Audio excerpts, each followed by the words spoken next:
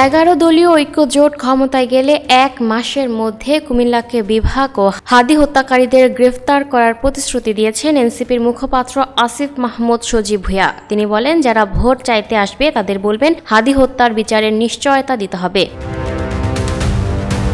গতকাল বুধবার কুমিল্লার দেবিদ্বার নিউ মার্কেট চত্বরে এনসিপি নির্বাচনী পদযাত্রার পথসভায় তিনি এসব কথা বলেন। এনসিপির নির্বাচন পরিচালনা কমিটির চেয়ারম্যান আসিফ মাহমুদ সজীব ভূঁইয়া বলেন, আমরা ইতিহাসের একটি সন্ধিক্ষণে দাঁড়িয়ে আছি। বাংলাদেশের ভবিষ্যৎ নির্ধারণ হবে আগামী 12 ফেব্রুয়ারি।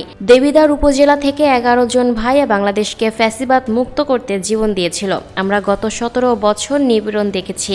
গুম, খুন, হত্যাসহ সব ধরনের জুলুম থেকে মুক্তি পেতে 11 দলীয় ঐক্যজোটকে বিজয়ী করুন।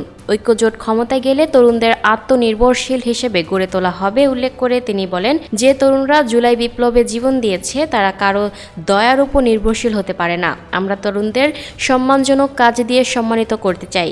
আমরা বারবার বলেছি, ব্যাংক লুটেরা ও বিদেশি নাগরিকদের মনোনয়ন দেওয়া যাবে না, কিন্তু তারা ব্যাংক লুটেরা ও বিদেশি নাগরিকদের মনোনয়ন দিয়ে ক্ষমতায় এলে কি করবে তার নমুনা দেখিয়ে দিয়েছে। বিএনপির প্রতি ইঙ্গিত করে সাবেক উপদেষ্টা আসিফ মাহমুদ সজীব ভূঁইয়া বলেন, দলটির নেতারা 11 দলীয় জোটের প্রার্থীদের উপর সন্ত্রাসী হামলা করছে, নারীদের উপর হামলা করছে। তাদের চেয়ারম্যান গণভোট ও সংস্কার নিয়ে কোনো কথা বলছে না। বড় নেতারা হ্যাঁ ভোটের কথা বললেও জেলা উপজেলা পর্যায়ের নেতারা মাঠ পর্যায়ে না ভোটের পক্ষেই ক্যাম্পেইন করছে। হ্যাঁ ভোটকে বিজয় করলে আগামীতে আর কেউই হাসিনার মতো ফ্যাসিস্ট হতে পারবে না। কাউকে অধিকারের জন্য জীবন দিতে হবে না।